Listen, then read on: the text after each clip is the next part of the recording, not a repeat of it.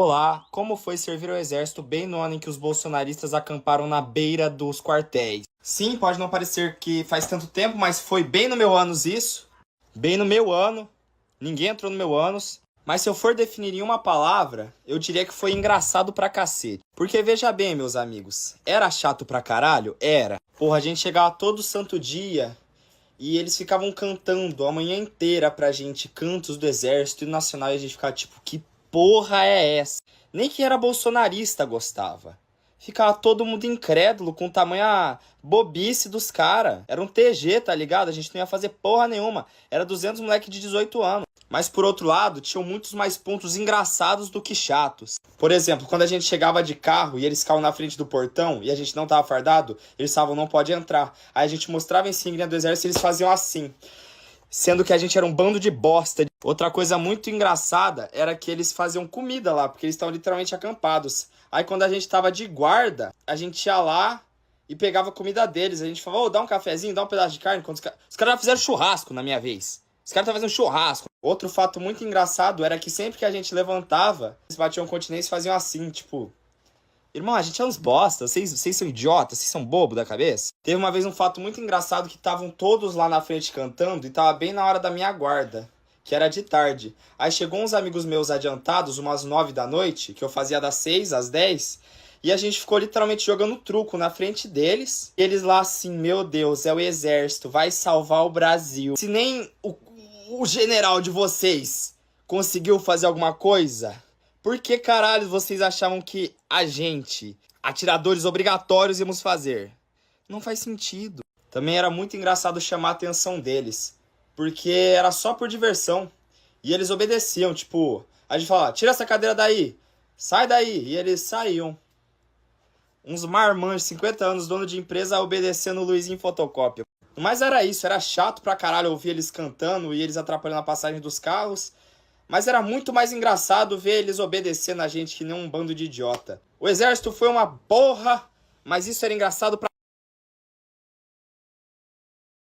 Pessoal, esse é o Luizinho Fotocópia. Esse cara ficou famoso uns anos atrás porque ele tirava no Instagram todos os dias a foto, a mesma foto dele próprio e aí apelidaram de Luizinho Fotocópia. Então vamos começar o 8 de janeiro, o Desperta SL voltando hoje com o Luizinho Fotocópia, fazendo uma homenagem aos patriotas. Pra quem tá perguntando se esse vídeo é real mesmo, tá? Ele serviu ao exército, eu chequei lá, né? Muita gente publicou isso essa semana. Mas eu acabei chegando, tá aí então uma homenagem muito bem humorada para nossa volta, para o nosso retorno. Este é o Desperta SL, estamos voltando. Muito obrigado a todo mundo que já está por aí, muito bom dia para todo mundo que está chegando por aí, um ótimo 2024 para você. Nós estivemos aí umas 2 semaninhas mais ou menos, né, que estivemos descansando, né, Jimmy? Foi 2 semanas, né? 2 semanas entre Natal e Ano Novo, né? É filho de Deus também, né, Jimmy? Quer dizer, eu trabalhei uma semana ainda, então descansei uma semana só. Mas hoje é o dia que o Desperta SL volta para começar o nosso ano de 2024. Então, antes de mais nada, pessoal, muito obrigado a todo mundo que acompanhou o programa no ano passado e sejam muito bem-vindos, sejam muito bem-vindas a todos que já estão nos acompanhando aí pelas redes sociais. Este programa está ao vivo em uma enorme rede de transmissão. A gente faz aí o programa ao vivo todos os dias às 7 horas da manhã em vários programas, em vários canais do YouTube, né? O meu canal lá no YouTube, o Leandro Demori, o canal do Eduardo Moreira, o canal do ICL, o canal da Rede Brasil Atual, o canal da TVT e em várias outras redes sociais também, no Twitter, na Twitch, no Facebook, no Instagram, você pode nos acompanhar nas principais redes sociais e também estamos ao vivo. Eu quero dar o meu bom dia, o meu muito obrigado pela parceria, pela audiência, para todo mundo que nos acompanha na TV aberta, pela TV Quirimurê na Bahia, pela TVT em São Paulo, pela Rádio Brasil Atual em São Paulo e também aos queridos amigos da Rádio Heliópolis. Muito bom dia, sejam muito bem-vindos, muito obrigado pela parceria de vocês ao longo do ano todo. Estamos começando o Desperta SL. Hoje, um dia propício para a gente voltar, né? Um dia propício, 8 de janeiro de 2024, um ano da tentativa de golpe de Estado em Brasília, né? Então é o seguinte, ó, se você já está no nosso chat, vai dizendo pra gente onde você estava no 8 de janeiro e o que você estava fazendo. Sabe aquela coisa que a gente lembra, é um clássico do 11, né, do 11 de setembro, dos Estados Unidos, tinha um clássico, né, até uns anos atrás, as pessoas ficavam tentando lembrar onde elas estavam no 11 de setembro. Eu lembro perfeitamente onde eu estava até hoje. Eu estava na cantina da universidade, vejam só, cheguei atrasado na aula para variar, né? Leandrinho não gostava muito de aula, né? Não gostava muito de ir para aula. Essa é uma verdade inexorável, não vamos esconder aqui, né? Vamos ser realistas. Aí cheguei atrasado na aula, estava lá na cafeteria, lá tomando meu café e de repente vi os aviões batendo nas Torres Gêmeas. Então, agora vamos tentar puxar pela memória aqui onde você estava e o que você estava fazendo e também o que você sentiu quando viu pela televisão, possivelmente a maioria de nós, né, como eu, vimos pela televisão a tentativa de golpe de Estado no 8 de janeiro. Eu estava em casa, lembro até hoje, 8 de janeiro, aquela coisa, né? Tranquilo em casa, estava lá, acho até que eu estava de férias nesse período, né? Estava de férias, estava lá. O meu aniversário é no dia 6 de janeiro, então eu costumo dar uma pausinha nessa época do ano. Aliás, muito obrigado a quem mandou feliz aniversário no dia 6 de janeiro. E quem não mandou pode mandar no chat aí também. Quem não mandou já está liberado para mandar no chat. É que eu estou pedindo mesmo, né? 43 aninhos num corpinho de 42, diz a minha mulher, né? Mais ou menos isso. E aí estava em casa e vi aquela movimentação pela televisão e no começo achei que ia ser mais uma manifestação dos bolsonaristas, mas depois realmente comecei a ficar preocupado porque as coisas escalaram muito rápida, mas não sabemos exatamente como ainda, né? A gente vai esperar que a história nos ajude a contar essa história. Ainda tem, assim, eu acho que a gente escapou por muito pouco, de fato, né? Tem uma série de pequenos fatos que levaram ao fracasso do 8 de janeiro, mas aqui estamos, deu tudo certo, conseguimos. Se a gente não tivesse conseguido dar a virada naquele dia, talvez esse programa não estivesse no ar hoje. Essa é a grande verdade. Talvez essa nossa conversa, não estaria existindo hoje. Então, hoje é um dia para celebrar a democracia brasileira, e não a democracia assim no sentido apenas, né, aquele sentido etéreo, né, aquela coisa, a democracia, né, aquela coisa que a gente não pode encostar. Né? Se tem uma coisa positiva do 8 de janeiro do ano passado, é que a cada 8 de janeiro a gente vai poder tocar na nossa democracia. Eu acho isso muito legal, né? Porque a democracia vira um pouco um conceito que a gente não consegue encostar muito, que a gente tem um distanciamento, não se entende exatamente o que é a democracia quando a gente fala da democracia num sentido abstrato. Então, agora, esses chacoalhões da vida, eles são importantes também, claro, longe de mim dizer que a gente tem que ter uma tentativa de golpe de Estado no Brasil a cada período histórico, né? Infelizmente é o que temos, de fato, né? Esta república foi fundada por um golpe militar perpetrado pelos nossos valorosos militares do Exército Brasileiro, principalmente, né? Que botaram o Dom Pedro II num navio e chutaram o imperador para a Europa. Mas muito bem, depois tivemos várias outras tentativas de golpe de Estado e golpes de Estado que se sucederam e que foram vitoriosos na sua terrível tentativa de mudar a nossa história. Mas é bom também porque nesses momentos a gente consegue olhar e falar, opa, peraí,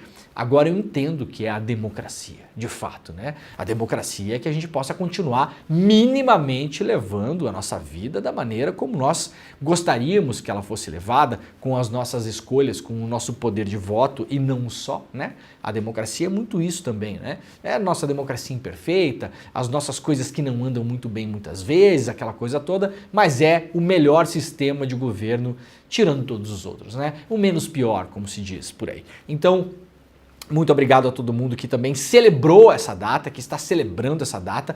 Nós teremos hoje um evento importante em Brasília para marcar o 8 de janeiro. Como eu falei aqui, é o nosso dia da democracia, né? Virou o Dia Nacional da Democracia. Eu gostaria, inclusive, que fosse colocado em calendário aí, né? A ideia já foi lançada aí e tal.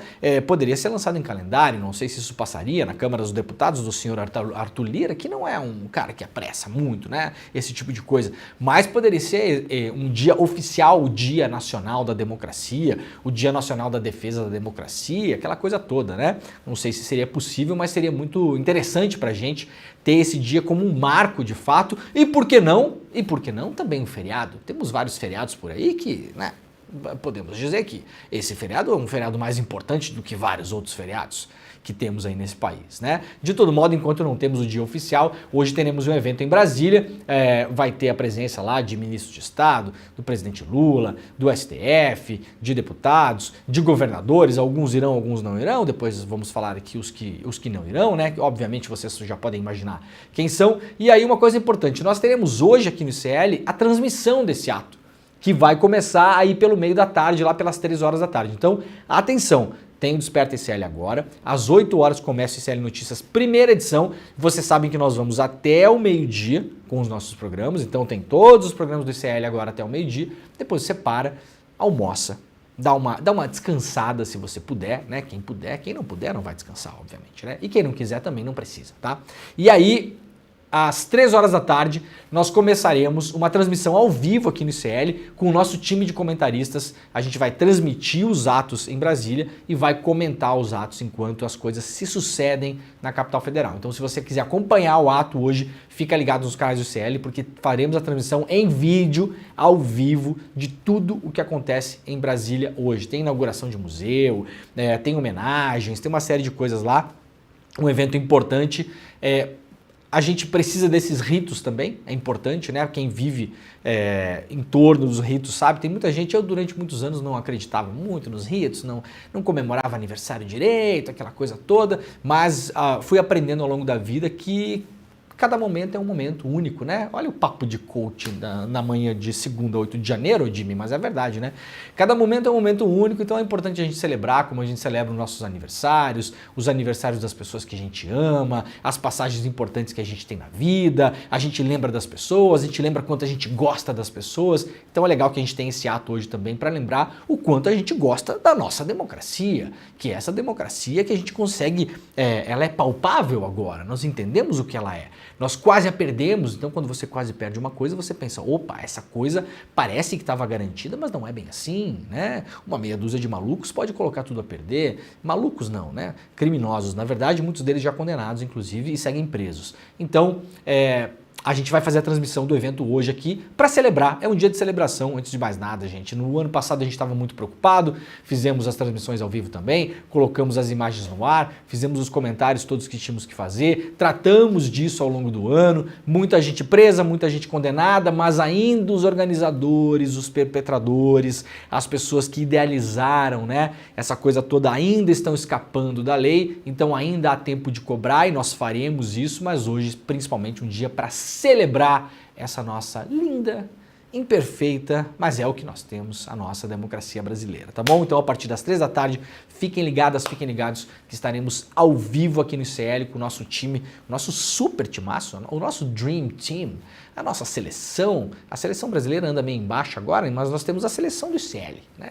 Então a seleção do ICL estará comentando os atos e aí vamos emendar, claro, os eventos, né, que vai ter em Brasília, com o ICL Notícias segunda edição. Então eu vou estar no ar a partir das 3 horas também, junto com o time, e depois eu fico para o ICL Notícias segunda edição. Vocês sabem, segunda e terça-feira, para quem não está ligado, eu participo do ICL Notícias segunda edição, tá? Então segunda e terça-feira estou sempre por lá, e na quinta-feira de manhã participo do ICL Notícias primeira edição, tá? Então estamos repovoando a nossa grade esse ano e eu faço parte deste repovoamento. Então quem quiser acompanhar, por gentileza, sintam-se convidados. Tá bem? Vamos lá então, tem bastante coisa no programa de hoje, claro que tem, né? Vamos dar uma girada então para as notícias do 8 do 1, que, claro, isso aqui está dominando o noticiário do Brasil hoje, né? Se vocês forem olhar a capa dos principais jornais, portais, tudo, tá todo mundo falando do mesmo assunto, pudera, né? É um grande assunto. Para a imprensa também é um pouco conveniente, vamos falar a verdade aqui, porque em janeiro geralmente não tem notícia, né, gente? Em janeiro é raro você ter muita notícia, tem um recesso grande em Brasília, tem um recesso judiciário, então você tem aí movimentação zero na Câmara, no Senado, o próprio governo funciona a meia fase ali, o judiciário, você tem menos operações policiais também, então é importante também. Veio a calhar o momento histórico, o que faz com que a imprensa reserve espaço também para o 8 de janeiro e hoje, claro, domina a capa de todos os meios de comunicação no Brasil. Se vocês entrarem aí, vocês vão ver que está na capa de todos eles. Lá no UOL, executores do quebra-quebra foram os principais condenados do primeiro ano do 8 de janeiro. Reportagem, aliás, assinada pelo Rafael Neves, que é um excelente repórter. Fez várias reportagens da Vaza Jato, inclusive, para o Intercept na época. Um grande abraço aí para o Rafael Neves. O primeiro ano após o 8 de janeiro de 2023 foi marcado por denúncias e condenações envolvendo os executores e incitadores dos atos golpistas. Eles foram responsáveis por incentivar ou participar da invasão e depredação dos edifícios dos três poderes.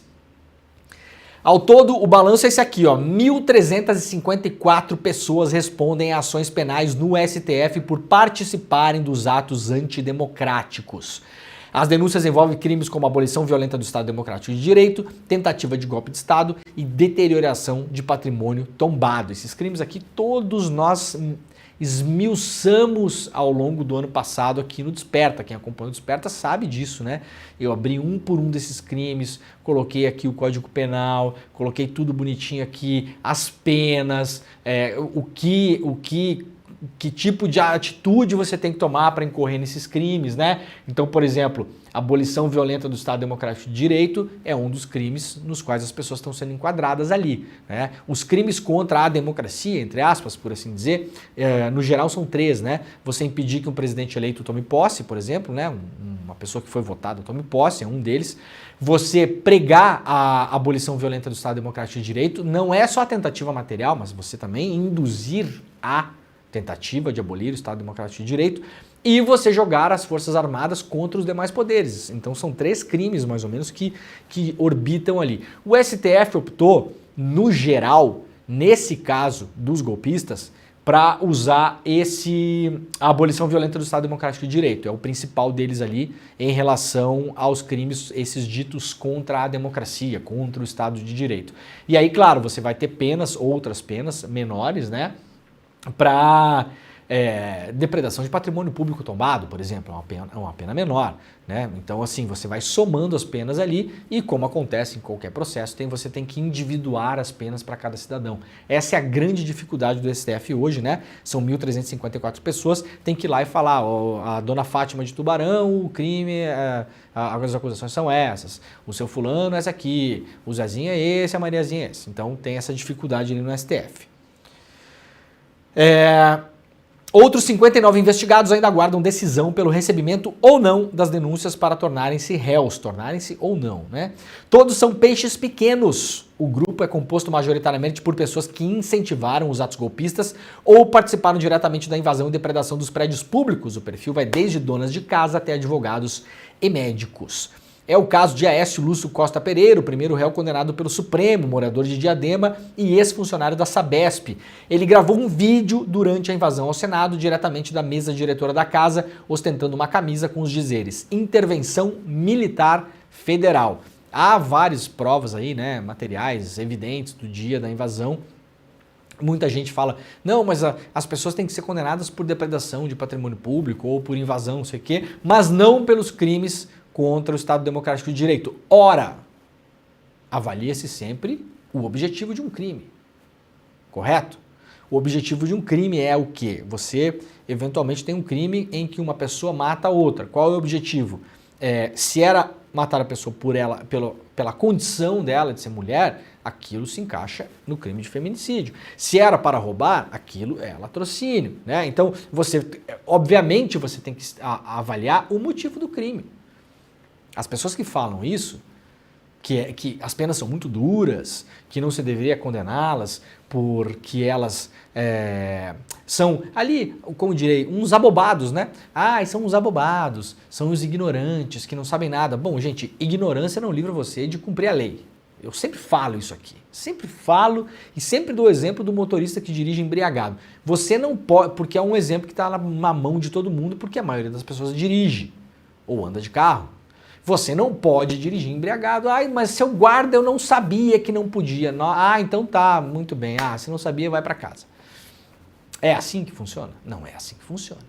Seu guarda eu não sabia que podia pedir, como pediu o Aécio Lúcio Costa Pereira, intervenção militar federal. Então se não sabia, tudo bem, então vai para casa. Não pode, porque isso aqui é crime. Entenderam? Não tem não saber, né? Não tem não saber.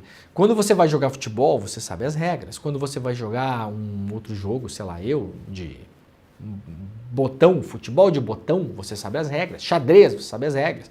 Vai jogar um jogo no videogame, tem que saber as regras. Vai jogar Mario, tem que saber as regras, né? Tem que pular, tem que bater a cabeça no tijolinho. Aí vem a florzinha, aí você come a florzinha, aí vira um Mario que lança fogo. Aí se um bichinho encostar em você, você perde aquele superpoder. Tem que saber as regras, né? Então você tem que saber as regras também. A ignorância não é desculpa para as pessoas fazerem o que elas fizeram.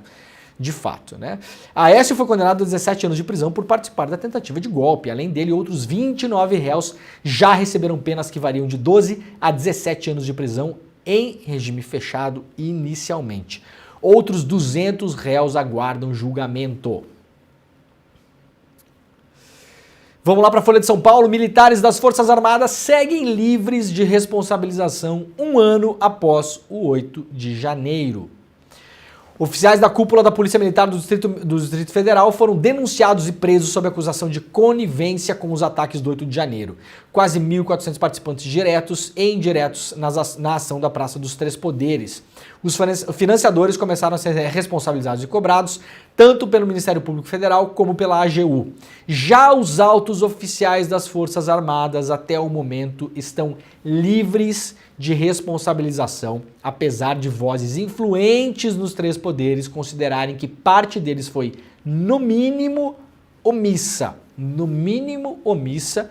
No ano passado nós já trouxemos aqui, falamos sobre isso várias vezes, a notícia de que os comandantes das três forças, durante o governo Bolsonaro, ali naquele período pré e pós-eleição, se reuniram com o Bolsonaro e ao menos um deles, que era o comandante da Marinha, o senhor Garnier, né? Garnier, eu não lembro o primeiro nome dele agora aqui, se não me engano é Almir Garnier, ele foi a favor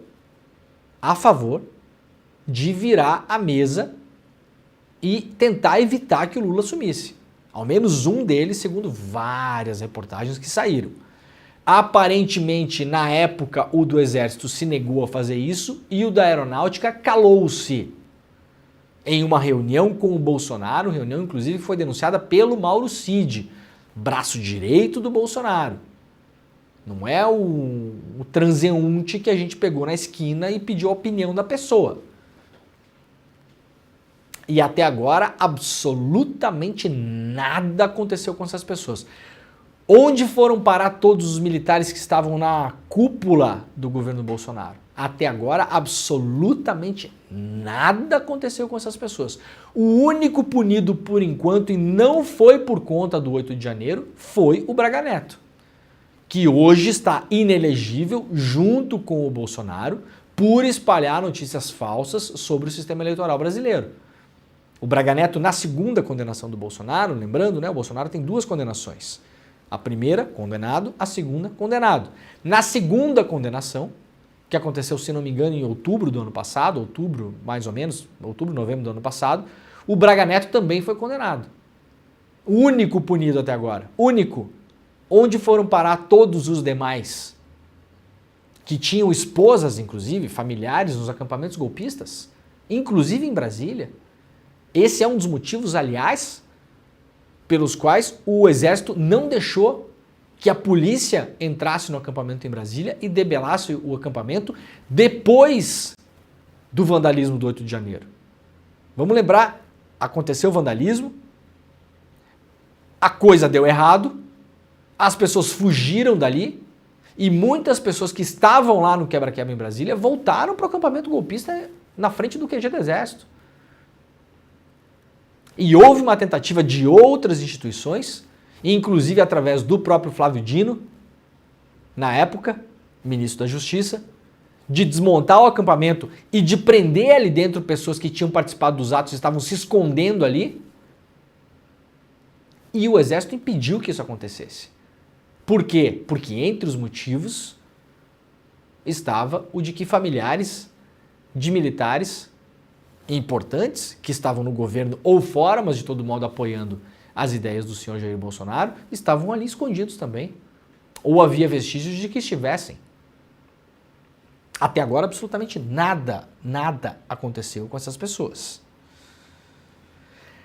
Certamente há autoridades das Forças Armadas que de alguma forma incentivaram a tentativa de golpe de Estado. Eu me lembro de uma frase do general Braga Neto dizendo para aqueles manifestantes que eles tivessem fé e, portanto, prometendo algum tipo de evolução. Isso poucos dias antes desses desdobramentos, disse à Folha o ministro Gilmar Mendes. Então, o Gilmar Mendes já coloca, pelo menos na frigideira aqui, pelo menos um nome, Braga Neto.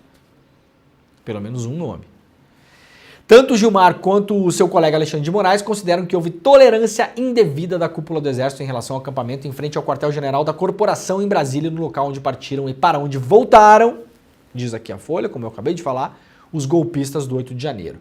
Eles não deveriam ter existido, não faz sentido de maneira nenhuma pessoas se estabelecerem em frente a quartéis. Isso traz responsabilidade para todos que admitiram, afirma Gilmar Mendes. Eu trouxe aqui no ano passado também uma reportagem exclusiva que foi publicada na minha newsletter, agrandeguerra.com.br, e foi publicada exclusivamente também aqui no ICL, então reportagem da newsletter e do ICL, mostrando um documento que estava em posse do Exército Brasileiro, que dizia claramente lá que o Exército tem poderes sim de debelar qualquer tipo de aglomeração na frente de unidades militares, num raio de mais ou menos 1,5 km de qualquer unidade militar. Então, se você for hoje lá juntar seu grupo, sentar na frente de uma unidade militar, qualquer unidade militar, um regimento de cavalaria mecanizada, uma infantaria, um QG, qualquer coisa, qualquer unidade militar, tá bom? Um hospital militar, qualquer um. Sentar na calçada com as suas amigas, com os seus amigos e começar a fazer crochê. Se você fizer isso hoje, o Exército Brasileiro, a Aeronáutica Brasileira e a Marinha Brasileira tem o poder, independentemente de decisão judicial, não precisa, atenção, isso é outra coisa que fazem as vozes em off da imprensa brasileira, dos militares, espalham essas coisas, né? O Exército não tomou nenhuma atitude porque dependia de autorização judicial. Isso é mentira, isso é falso, e nós publicamos aqui no ano passado um documento oficial que está em posse das Forças Armadas, que foi discutido dentro das Forças Armadas e que resolve que o Exército não precisa, o Exército e a Marinha Aeronáutica não precisam de decisão judicial para debelar qualquer tipo de aglomeração em um raio de 1,5 km de unidades militares pelo Brasil inteiro. Então, os acampamentos que aconteceram na frente de unidades militares no Brasil ao longo do ano passado, sobretudo que pediam intervenção militar federal, como pedia aqui o primeiro condenado pelo STF, nós acabamos de ver, estavam em lugares que poderiam ter sido tirados dali pelas Forças Armadas. Então, a omissão está em não ter feito nada e o principal é que as pessoas não estavam sentadas ali fazendo crochê. As pessoas estavam sentadas ali pedindo um golpe de Estado, o que é crime. Então as pessoas estavam se aglomerando na frente de unidades militares, de onde poderiam ter sido tiradas por uma decisão de qualquer pessoa em uma unidade militar, e estavam ali pedindo o cometimento de crimes, e não foram dali tiradas.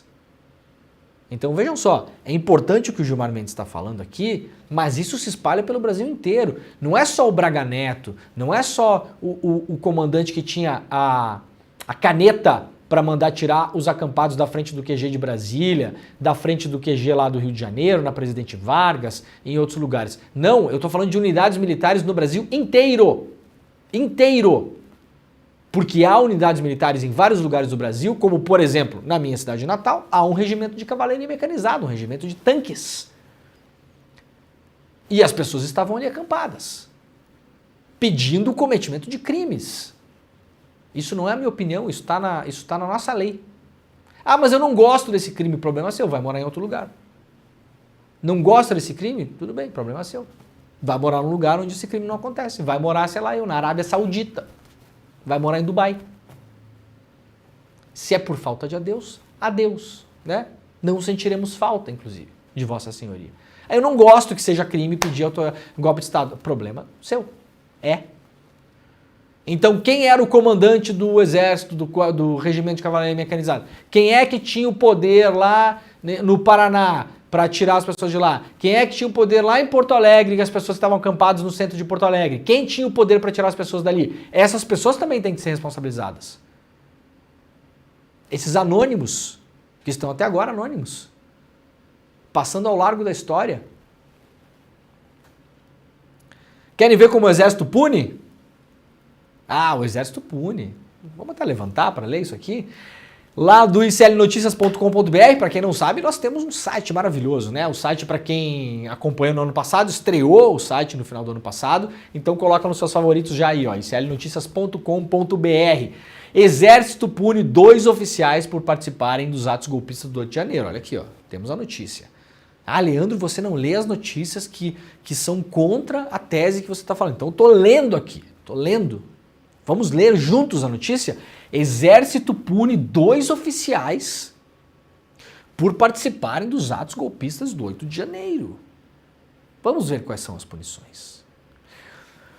2 militares foram punidos pelo Exército Brasileiro após a conclusão de procedimento para investigar eventuais desvios nas condutas de oficiais durante os atos golpistas do 8 de janeiro. A informação foi dada pela CNN Brasil e está sendo replicada pelo iclnoticias.com.br. As punições foram... Quais foram as punições, Jimmy? Ah, eu vou pegar até minha caneta. Cadê minha caneta? Vamos fazer aqui igual o professor Girafales, né? E vamos circular as coisas aqui. Qual foi a extrema punição para os oficiais que participaram do 8 de janeiro? 3 dias de prisão para um oficial e uma advertência para o outro. Os 2 eram integrantes do batalhão da Guarda Presidencial no Palácio do Planalto, aquele batalhão que nós vimos vídeos, inclusive, publicados no ano passado. Vários deles não tomaram nenhuma atitude em relação aos golpistas que tentaram e que conseguiram, de fato, entrar no palácio. Não é mesmo? Tem um vídeo, inclusive, de um policial militar dando uma bronca em um militar brasileiro, do Exército Brasileiro, que queria, depois que a coisa começou a ser debelada ali, queria deixar que as pessoas fossem embora. E o policial militar foi lá e falou, não senhor, não senhor, essas pessoas estão presas. Uma pena que a gente não tem esse vídeo, Jimmy. Se a gente conseguisse esse vídeo, se o pessoal da produção, certamente no nosso sistema tem esse vídeo. É um vídeo que o policial militar dá uma bronca no pessoal do Exército lá para manter as pessoas presas no dia do 8 de janeiro. Qual foi a extrema punição para os 2 oficiais? 3 dias de prisão para um, 3, e o outro recebeu uma advertência. Foi assim, tipo assim, tu, dá um tempinho aí, né? Não foi legal, tá? Não foi legal. É basicamente assim, uma DR, né? É uma DR. A pessoa não é uma punição, uma DR. Um teve 3 dias de prisão. Podemos imaginar a prisão, né? A prisão no quartel lá, os caras colocam o cara num quarto. O cara fica dando umas caminhadas ali, né? Faz um supino, faz um apoio, faz uma barra. 3 sériezinhas de abdominal. 3 de 12, só para ficar 3 dias, né? 3 de 12. E aí tá liberado. O outro foi uma DR. Chamaram o cara e falaram, ó, vamos ter que te dar um papelzinho aqui. É bom ser militar no Brasil, né, gente? Moraes vê indícios de ataques coordenados no 8 de janeiro e Gilmar Mendes lembra incentivo de Braga Neto. O Alexandre de Moraes deu algumas entrevistas nos últimos dias aí, né? Não dá muitas entrevistas, mas soltou o verbo, deu entrevistas para alguns jornais e redes de TV também. E já há um movimento em Brasília, parece que agora passou uma primeira onda das primeiras condenações, que eram as condenações mais fáceis. Os peixes pequenos não foram condenados num primeiro momento por serem, pela sua natureza, né? Pela sua classificação na piscicultura. Não é por isso. É porque é juridicamente mais fácil condená-los. Tem vídeo, tem foto, tem imagem, eles próprios se gravaram quebrando. As pessoas se gravaram cometendo crimes. Obviamente é mais fácil condená-los. Agora parece que passou uma primeira fase e com essas entrevistas do Alexandre de Moraes parece que partimos para uma segunda fase. O que é que se fala quando há indícios de ataques coordenados? Fala-se no que o Chico Alves, aqui no site do iclnoticias.com.br, está falando. Fala-se no mentor. O mentor do 8 de janeiro. E está aqui o mentor do 8 de janeiro. Foi incentivado e coordenado? Quem foi o principal incentivador? Quem foi que deu a ideia primeira? Quem foi que trouxe essa discussão na sociedade brasileira? Uma discussão que não havia antes do Bolsonaro? Alguém estava discutindo golpe de Estado no Brasil em 2010? Ah, tinha lá, né? Talvez o seu avô. Seu avô estava lá porque tinha saudade. Tinha saudade do seu avô, né? 3 famílias, aquela coisa do cidadão de bem, né? 3 famílias pulando a cerca, né? A sua tia lá, não sei quem, tinha saudade lá, né? Mas agora, essa discussão foi trazida à baila por um cidadão chamado Jair Bolsonaro.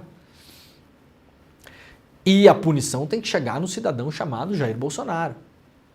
Tem um leve movimento que rolou no ano passado de tornar o Bolsonaro inelegível para fazer com que a gente se sentisse vingado. E vingança não é exatamente a palavra é justiça. Então o Bolsonaro fica inelegível, nós sentimos que a justiça foi feita. E a partir daquilo, esperava-se que houvesse uma acomodação para que o Bolsonaro cumprisse o seu papel nessa história e não aparecesse mais com essa cara que ninguém merece ver numa segunda-feira às 8 da manhã. Portanto, vou tirá-la daqui. Não aparece mais na urna eletrônica. Mas não é só isso. Nós temos que seguir pressionando para que o Bolsonaro seja, sim, vire réu nesse processo, e isso depende agora da PGR do senhor Paulo Gonet, recém-impossado pelo Lula. Vamos ver até onde o Paulo Gonet vai. Bolsonaro protegido pelo Augusto Aras durante 4 anos. E que as coisas cheguem nele. O Chico Alves fez aqui no ICL Notícias, para quem quiser relembrar, uma cronologia do Bolsonaro até o 8 de janeiro. Então isso aqui não é uma cronologia, como vários sites fizeram aí, uma cronologia do 8 de janeiro. O Chico aqui teve um outro insight muito importante, que aliás tem vários vídeos, né? Então aqui o Chico traz uma cronologia da participação do Bolsonaro. O Chico pegou o Bolsonaro como personagem principal até chegar ao 8 de janeiro. Então aqui tem vários vídeos, várias lives que o Bolsonaro fala mentiras sobre as urnas, o sistema não sei o quê. Então o Chico faz aqui um crescendo, né? Como se fosse uma ópera quase, né? Vai lá, começa no comecinho da ópera lá embaixo, né? Depois vai pro Allegro, né? E depois vai crescendo. O Chico vai fazendo isso pra gente aqui. Então, pra quem quiser lembrar, é muito legal porque tem vários vídeos. Olha aqui, tem vídeo do Bolsonaro no hospital. Ah, é porque as urnas, biriri, bororó, meu Deus, dá uma tossida nojenta aqui que eu não vou colocar, que a gente não merece, né? Aí depois tem o Bolsonaro numa live com o Paulo Guedes, aqui o técnico Paulo Guedes, né? O democrata, 10 milhões de dólares numa offshore enquanto o dólar explodia no Brasil. A pessoa mais feliz do governo Bolsonaro é esse aqui, né? Aí tem outro vídeo do Bolsonaro no hotel, falando outra bobagem em relação a isso. Tem uma cronologia importante aqui, outro vídeo numa entrevista, outro vídeo na reunião de ministros, aqui a reunião clássica, aquela que foi vazada depois legalmente, né, pelo Sérgio Moro, a tal da reunião dos ministros, a reunião da boiada do Ricardo Salles, lembram? Essa aqui, célebre reunião da boiada do Ricardo Salles.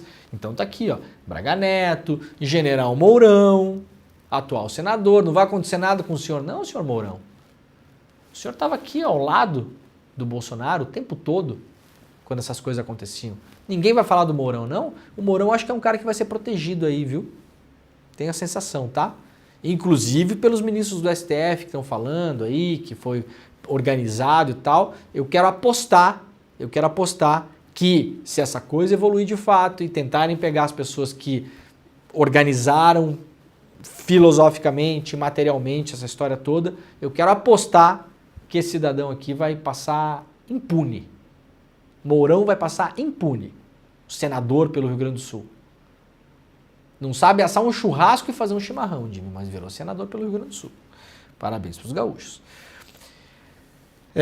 Aqui, ó, outra fala do Bolsonaro, para a gente relembrar, né? Invasão do Capitólio, 6 de janeiro.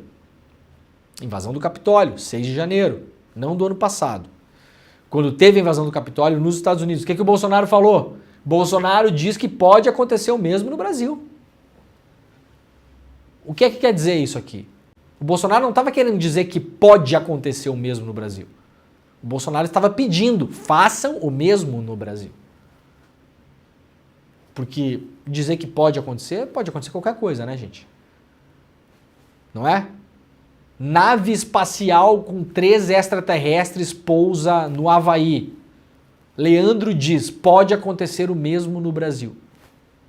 Dizer que a gente pode acontecer qualquer coisa. Isso aqui é um pedido, isso aqui é um chamamento. Essa é a chave de leitura que essas coisas têm que ter. Chegará no Bolsonaro? Não sabemos, eu espero que sim, eu até acho que sim. Então deem uma olhada lá, isso aqui está na capa do clnoticias.com.br, o mentor do 8 do 1, aqui ó, principal destaque hoje, do belíssimo site do clnoticias.com.br. Para fechar aqui 8 de janeiro, rapidamente, o ministro Luiz Barroso, presidente do STF, escreve um artigo hoje na Folha de São Paulo e falando do 8 de janeiro, claro, né? Então, para a gente terminar esse assunto um pouco mais animados e animadas, eu acredito que esse trecho aqui do artigo seja importante para a gente prestar atenção. Eu gosto sempre de ler as entrelinhas das coisas, né? Porque elas querem dizer muito mais do que o que está escrito geralmente. O que diz o Barroso na Folha de São Paulo no artigo que ele publica hoje em relação ao 8 de janeiro? Diz o Barroso: houve capítulos de negacionismo científico, destruição ambiental e derrama de dinheiro público, sem mencionar a tentativa da volta do voto impresso, com contagem pública manual. Não é difícil imaginar hordas invadindo sessões eleitorais onde temessem o insucesso. Atenção, escreve o Barroso. Tudo isso foi preparando o ambiente de discórdia e de intolerância. O fracasso da tentativa de golpe de Estado não minimiza a sua gravidade. Atenção, o que escreve Barroso hoje na Folha de São Paulo. Houve mentores, financiadores e executores. Aceitar tudo isso com naturalidade e condescendência seria um estímulo a novas aventuras criminosas antidemocráticas.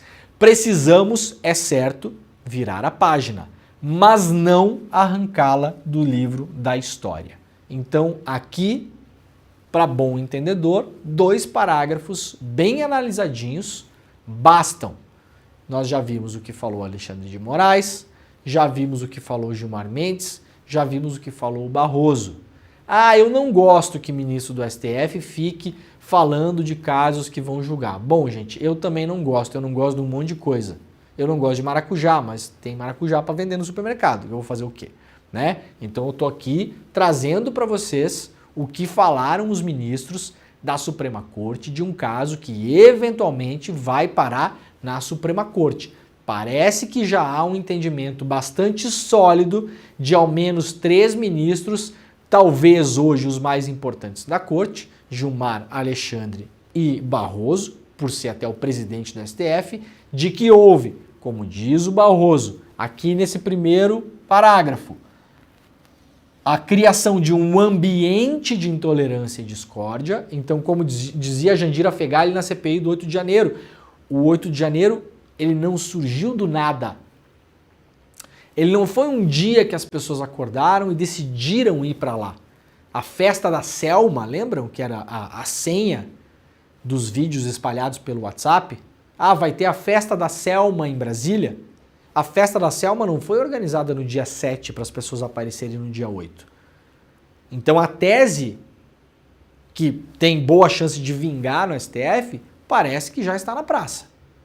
É uma tese de que houve a preparação do cenário e essa preparação do cenário para incutir raiva, ódio, amargura nas pessoas e para fazer com que elas saíssem de casa, pegassem um ônibus lá em Tubarão, em Santa Catarina e fossem até Brasília, isso passou pelo que falou, inclusive o senhor Jair Bolsonaro, em relação a negacionismo científico, destruição ambiental, roubo de dinheiro público, o debate do voto impresso, e isso tudo invadiu a cabeça das pessoas e preparou o ambiente. Então aqui está a preparação do golpe. Tá bem claro aqui. Isso aqui é um artigo do Barroso, presidente do STF, publicado hoje na Folha de São Paulo. E aqui embaixo fala claramente a categoria das pessoas que participaram disso. Os mentores, os financiadores e os executores. Quem pensou na coisa e divulgou a coisa e chamou para a coisa, quem financiou a coisa e quem executou a coisa. Ou seja, esses aqui já estão quase, a boa parte deles, condenados, os que foram lá quebrar de fato. Os financiadores, muitos deles já estão sendo investigados e alguns já viraram réus. E agora faltam os mentores. Né, Bolsonaro? Né? Né, Braga Neto? Né, Mourão? Comandantes do Exército Brasileiro que passaram no governo Bolsonaro, da Marinha, da Aeronáutica. O senhor Almir Garnier, que já mostramos vídeos aqui, inclusive, numa formatura de cadetes da Marinha, não sei se fala cadetes, mas enfim. Depois da eleição do Lula, fazendo um discurso claramente golpista, claro, com entrelinhas, com nuance. Obviamente, essas pessoas não são burras, né? São pessoas muito inteligentes, aliás. Então lá com nuances, mas nas entrelinhas, um discurso puramente golpista, a gente já mostrou esse discurso aqui algumas vezes, inclusive. Então agora esperamos que alguma coisa aconteça com essas pessoas. Muito bem, a maioria dos brasileiros condena os atos golpistas e quase a metade vê influência do Bolsonaro. Isso aqui é uma pesquisa da Quest, que foi publicada ontem. Então, a imensa maioria, né, 89% dos brasileiros desaprovam as invasões aos prédios dos três poderes ocorridas no 8 de janeiro. E quase metade dos brasileiros vê o óbvio. É pouca gente ainda, né? Mas tudo bem. Estamos na metade, pelo menos, vê a influência do Bolsonaro no 8 de janeiro. Para quem gosta de saber o que a opinião pública pensa ou não para tomar decisões judiciais, olha, 50% tá bom já, tá? Pode condenar. Lira cancela a presença em solenidade do 8 de janeiro. Hoje, o presidente da Câmara justificou ausência por problemas de saúde na família. Delator de Bolsonaro, Mauro Cid cumpre rotina restrita à espera de investigações. Reportagem hoje publicada lá no UOL pelo Aguirre Talento. Quem quiser saber a quantas anda o Mauro Cid, o Aguirre Talento hoje publicou uma reportagem com alguns detalhes da rotina do Mauro Cid enquanto a história dele não se desenrola. Lembrando que o Mauro Cid fez uma delação, mas até agora não vimos provas da delação. E vocês sabem como eu sou muito crítico a delações premiadas, então vou esperar. Não há dúvida nenhuma de que o Bolsonaro cometeu uma série de crimes enquanto presidente da República, o negócio das joias, o negócio do cartão de vacinação, o negócio da urna, a questão da cloroquina, que saiu na semana passada, um estudo controlado em alguns poucos países, mostrando que a cloroquina matou milhares de pessoas no Brasil, no mundo. Não a cloroquina matou, mas a ideia de administrar a cloroquina, também o excesso de cloroquina em algumas pessoas, a hidroxicloroquina e a cloroquina, enfim. Mas também a ideia de que as pessoas iam substituir aquilo por outros medicamentos e pela vacina. Já há um estudo bastante consolidado em relação a isso. Obviamente isso no Brasil aconteceu também. O Brasil tem as joias da Michelle, tem os relógios do Bolsonaro, uma série de coisas. Uma série de coisas. Há provas contundentes nos e-mails do Mauro Cid que foram quebrados e foram tornados públicos graças à CPI dos atos antidemocráticos. Uma CPI com um resultado excelente, aliás, nesse ponto de vista, né? Mas delação é delação, o delator fala o que quer. O delator fala o que quer e omite o que quer também. O principal objetivo de um delator é se livrar, gente. E o delator vai dar um jeito dele para se livrar. Então, aguardamos ainda as provas do Mauro Cid, que até agora não se tornaram públicas. E por fim aqui, 8 de janeiro, agentes do caos ainda estão ativos, diz o Lewandowski, lá no DCM, e uma exposição sobre os atos golpistas do 8 de janeiro é inaugurada na Câmara. Então quem for a Brasília pode visitar essa exposição que foi inaugurada na Câmara dos Deputados lá em Brasília. Vamos lá um pouco para o noticiário internacional. O ataque de Israel mata 2 jornalistas em Gaza. O Ministério da Saúde do Hamas anunciou neste domingo, portanto ontem, que 2 jornalistas palestinos morreram em bombardeio israelense na faixa de Gaza. Mustafa Turia, cinegrafista independente que trabalhava para a AFP, e Hasma Vael Dadu, repórter da rede de TV Al Jazeera, morreram quando viajavam em um veículo, informou o ministério, que condenou o crime hediondo cometido pelo exército de ocupação israelense. Em comunicado, a rede Al Jazeera também condenou energicamente o ataque realizado nesta manhã pelas forças de ocupação israelenses contra o veículo dos jornalistas palestinos, após filmarem o bombardeio de uma casa localizada em Rafah, no sul de Gaza. Sul de Gaza, lembrando que é o lugar para onde Israel mandou as pessoas, onde seria o suposto lugar seguro. E nós estamos vendo todos os dias agora vídeos que são publicados por jornalistas que estão no local do exército israelense destruindo as cidades do sul de Gaza, Rafah e Khan Yunis. Khan Yunis era a cidade para ser segura, é a cidade onde o Hassan Rabi, nosso amigo que participou aqui do ICL, deu uma entrevista para a Heloísa Vilela, que estava em Gaza, conseguiu voltar para o Brasil. Khan Yunis era a cidade onde eles moravam. E era a cidade onde supostamente as pessoas deveriam estar seguras. O Hassan Rabi falou numa entrevista que deu para mim também que recebeu muitas pessoas vindo do norte de Gaza, as pessoas estavam indo para Khan Yunis. E agora a gente vê vídeos, ontem mesmo eu vi um vídeo do exército israelense colocando dinamite num bairro inteiro, um pedaço enorme de um bairro, para não dizer um bairro inteiro, né? Um pedaço enorme, vários edifícios residenciais. Os caras foram lá, furaram as paredes, colocaram lá e acionaram e demoliram. Israel está terraplanando Gaza. E o que a Heloísa Vilela trouxe em primeira mão, aliás, furo mundial da Heloísa Vilela, de fato mesmo, foi publicado aqui no ICL primeiro do que em todos os outros veículos. Uma semana depois a gente viu lá no New York Times, no Washington Post, não sei aonde. A Heloísa Vilela estava na Palestina e trouxe a informação ao vivo no ICL de que o plano de Israel era expulsar todo mundo de lá e anexar o território de Gaza. E isso está sendo cumprido. O exército israelense agora, em vários lugares de Gaza, que já foram totalmente esvaziados, está fazendo às vezes de empreiteira. Está implodindo edifícios e está terraplanando o terreno. Está fazendo uma grande área de construção lá. E espera-se, infelizmente, que nos próximos tempos empreendimentos imobiliários comecem a ser vendidos à beira do mar Mediterrâneo em Gaza. Não, obviamente, para os habitantes que moravam nesses mesmos lugares antes. Então o que está acontecendo lá é basicamente um roubo de terra. Roubo.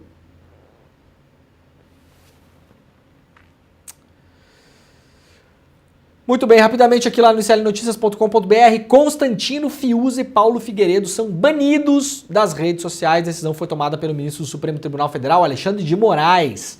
Tá aqui os três, né? Eu vou passar rapidamente a foto porque segunda-feira não é dia de ficar vendo gente feia na internet, né? Os bolsonaristas Rodrigo Constantino, Guilherme Fiuza e Paulo Figueiredo Filho foram banidos globalmente das plataformas YouTube, Facebook e Instagram. Segundo publicou o Diário do Centro do Mundo, DCM, no Brasil eles também estão com contas restringidas no X, antigo Twitter. A CNN informou que a decisão foi tomada pelo ministro Alexandre de Moraes no âmbito do inquérito que tramita de forma confidencial, o inquérito das fake news. A investigação tem como objetivo apurar se o trio disseminou discurso de ódio e antidemocrático. Os ex-comentaristas da Jovem Pan, emissora que abrigou bolsonaristas durante o governo anterior, compartilharam mentiras sobre a Covid e incitaram ataques ao Tribunal Superior Eleitoral, promovendo fake news sobre o sistema eleitoral brasileiro. Paulo Figueiredo também afirmou que suas contas bancárias foram bloqueadas e ele também teve o passaporte cancelado. Todos vamos fazer um minuto de silêncio para ficar muito tristes com essa notícia. PL pagou ao filho de Onyx Lorenzoni mais de R$200 mil de site. Mais de 200 mil foram pagos pelo PL, o partido do ex-presidente Jair Bolsonaro, a um dos filhos do ex-ministro Onyx Lorenzoni. Segundo a apuração do repórter Gustavo Zucchi, do site Metrópolis, a quantia foi destinada a Pietro Cardia Lorenzoni, sócio fundador da Associação Nacional de Jogos e Loterias.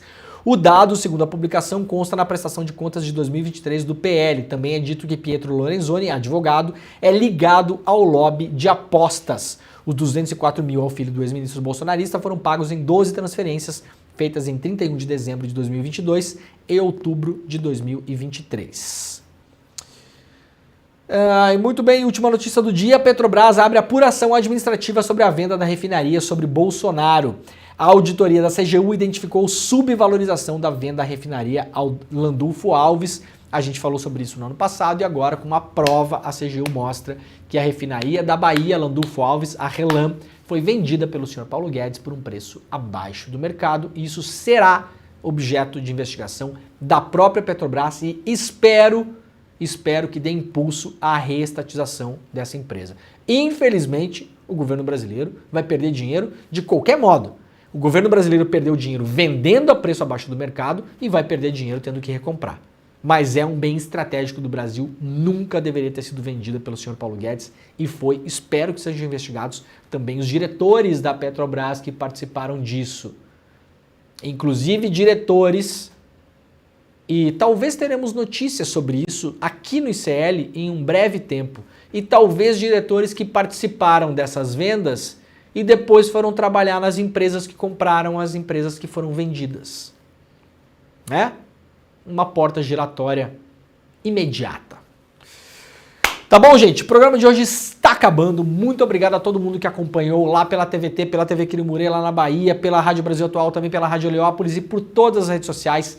Estamos começando o ano, muito obrigado pela parceria, muito obrigado pelo ano que passamos juntos no ano passado. Espero que a gente tenha um ano incrível esse ano. Esse ano temos eleições, aliás, né? Eleições municipais.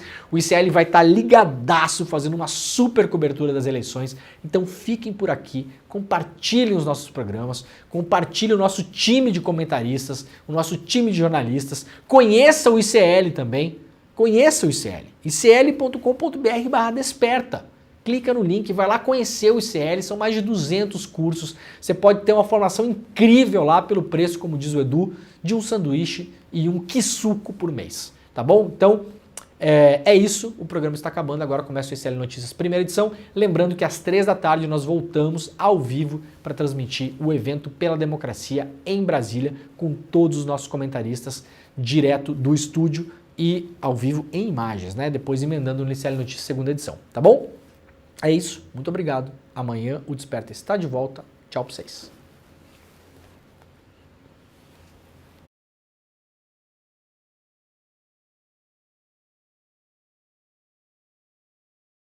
A liberdade de imprensa é que garante acesso a informações que não são contadas de uma forma natural, né, pelos seus atores.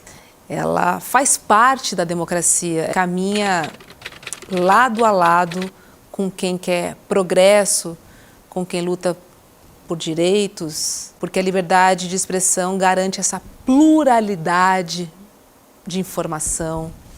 Ela te dá acesso a conteúdos que provocam uma reflexão, né, na sociedade. A liberdade de expressão precisa ser garantida com todo o respeito e com toda a verdade possível.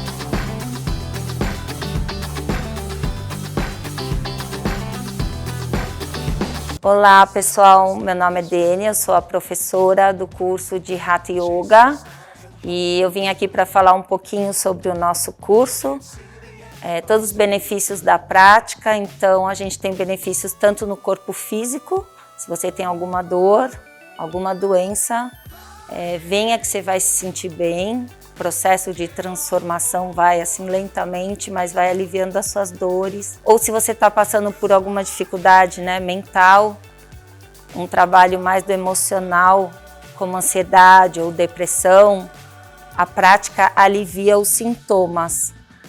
Então acessem aqui e participem do curso.